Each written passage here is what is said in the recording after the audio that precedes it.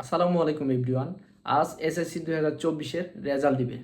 আপনি ঘরে বসে কিভাবে আপনার স্মার্টফোন দিয়ে সেই রেজাল্ট দেখতে পারবেন, চলুন আমি আপনাদেরকে সেই প্রসেসটি দেখিয়ে দিচ্ছি। ফার্স্ট অফ অল আমরা চলে যাব গুগল ক্রোমে। এরপর সার্চ বারে গিয়ে লিখব এডুকেশনাল বোর্ড রেজাল্ট।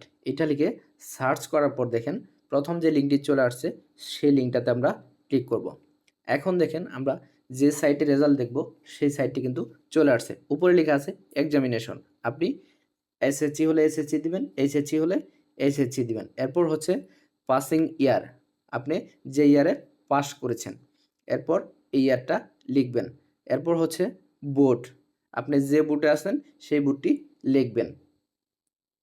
আমারটা টেকনিক্যাল বোর্ড, আমি টেকনিক্যাল বোর্ড দিলাম। এরপর হচ্ছে রোল নাম্বার, আপনি রোল নাম্বারটা দিয়ে দিবেন।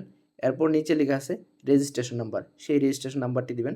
এরপর নিচে দেখেন যে ক্যাপচারটি রয়েছে, এখানে লেখা আছে 3+2 ইকুয়াল টু যেটা আসবে সেইটা আপনাকে লিখতে হবে। এরপর হচ্ছে সাবমিটে ক্লিক করতে হবে। এরপর দেখেন আমাদের রেজাল্ট চলে এসেছে। That's it.